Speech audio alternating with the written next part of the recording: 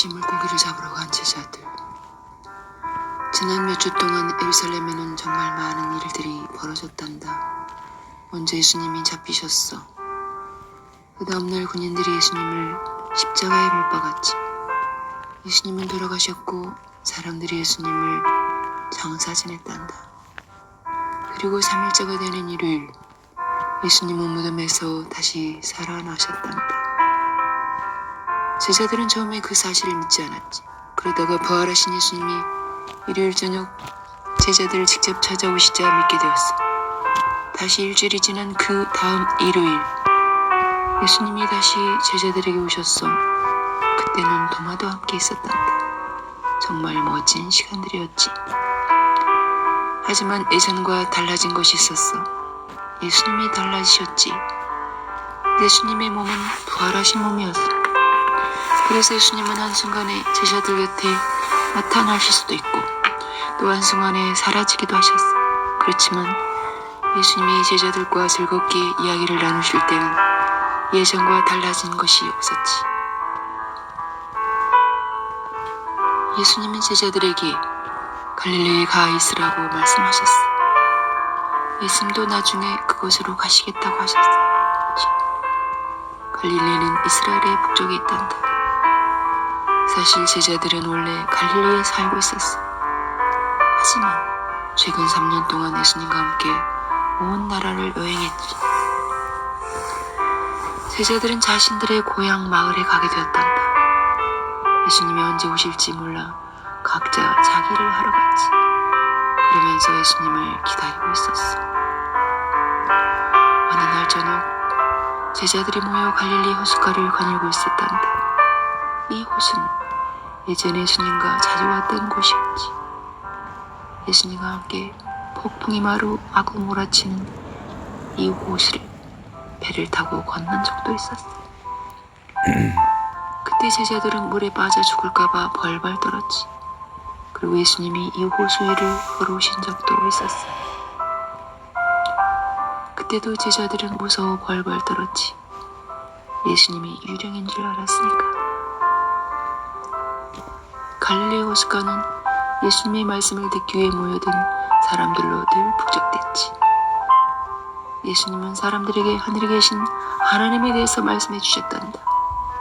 아픈 사람들도 고쳐주셨지. 얼마나 많은 사람들이 모였던지. 하지만 오늘 저녁은 아주 조용했어. 예수님도 안 계시고 제자들도 언제 예수님이 오시는지 모른 채 기다리고 있었어. 베드로의 고깃배가 호숫가에 떠 있었지. 베드로가 본래 어부였잖아. 난 고기나 잡으러 가겠네. 베드로가 말했어. 그럼 우리도 함께 가세. 다른 제자들이 말했지. 모두들 배를 타고 호수 가운데로 나갔단다. 그리고 물속에 그물을 던졌어. 잠시 후 그물을 다시 끌어올렸지. 물고기가 많이 잡혔을까? 아니, 그물은 텅 비어 있었어. 제자들은 그물을 다시 던졌어. 한참을 기다렸다가 그물을 끌어올렸는데 이번에도 그물은 텅텅 비어 있었단다. 제자들은 호수 이곳저곳을 떠다니며 그물을 던졌다가 다시 올리기를 연거푸 계속했어. 밤새도록 그물질을 했지만 결국 물고기는 한 마리도 못 잡았단다. 그렇게 아침이 되었어. 햇살이 호수 위로 비치기 시작했지. 제자들은 고기잡이를 멈춰야만 했어. 고기잡이는 원래 한밤중이나 아침 일찍 해가 뜨기 전에 가장 좋거든. 그날은 헛수고만 한 거지.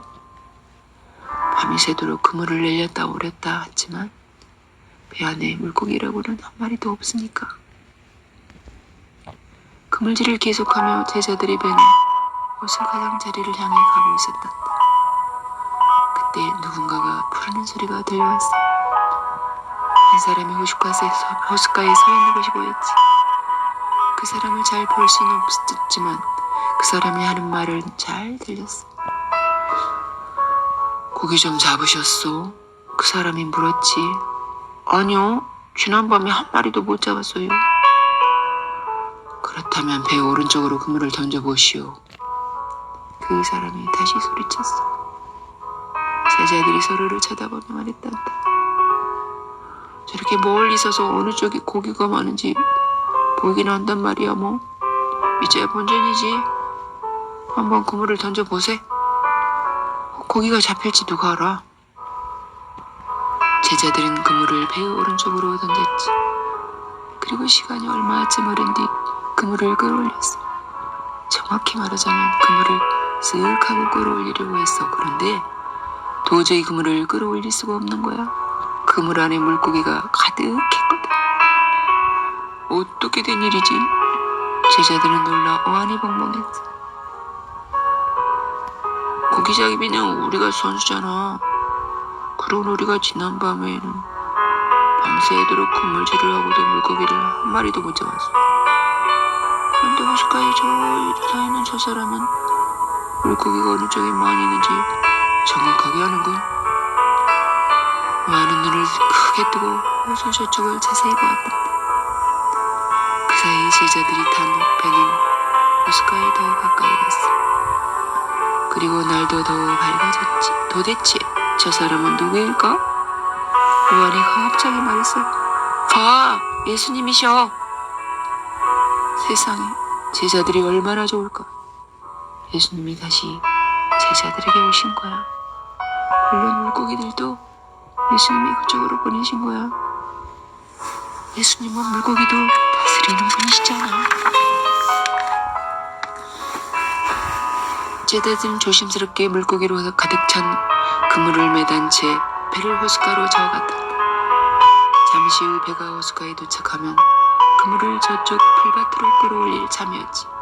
그렇게 하면 배에서보다 물고기를 더 쉽게 꺼낼 수 있으니까. 그런데 베드로는 호숫가까지 가는 시간이 너무 오래 걸린다고 생각했어.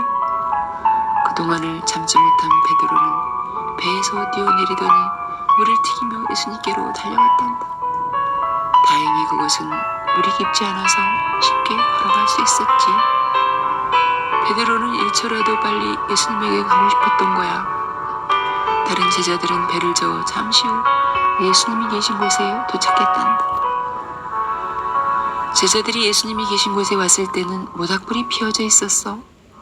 먹을 것도 벌써 준비되어 있었단다. 빵과 구운 생선이 있었어. 그대들이 잡은 생선을 몇 마리 주시오. 예수님이 말씀하셨단다. 베드로는 조심스럽게 그물을 호수 옆 땅에 끌어올렸지. 그리고 물고기를 꺼냈단다. 무려 153마리의 물고기가 잡혔어. 정말 많지? 게다가 물고기들이 얼마나 큰지. 잠시 후 제자들은 모두 불 옆에 빙 둘러앉아 아침을 먹었어. 제자들은 예수님을 존경 선 눈으로 바라보았지. 예수님을 마지막으로 뵙고 벌써 시간이 꽤 지났거든. 제자들은 함부로 이야기를 할 수가 없었어. 예전에 제자들은 하고픈 말이 참 많았지. 하지만 예수님이 돌아가셨다가 다시 살아나신 후로 모든 것이 달라졌어. 식사를 마친 후 예수님이 베드로에게 이렇게 물어보셨단다. 베드로, 다른 제자들보다 나를 더 사랑하오?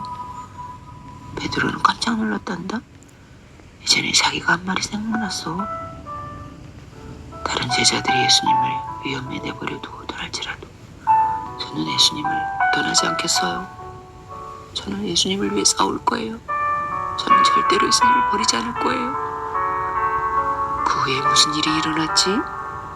군인들이 예수님을 잡아갈 때 다른 제자들처럼 베드로도 도망갔지. 나중에 베드로는 더 심한 일까지 했어. 거짓말까지 했잖아. 예수님을 전혀 모른다고 말했잖아. 그 이야기 모두 기억하고 있지? 베드로는 더 이상 다른 제자들보다 예수님을 더 사랑한다고 말할 수가 없었어. 단지 이렇게 말할 뿐이었지. 네, 주님, 제가 예수님을 사랑한다는 것을 분명히 아십니다. 잠시 후 예수님은 다시 한번 베드로에게 물어보셨어. 베드로, 나를 사랑하오? 베드로가 대답했소.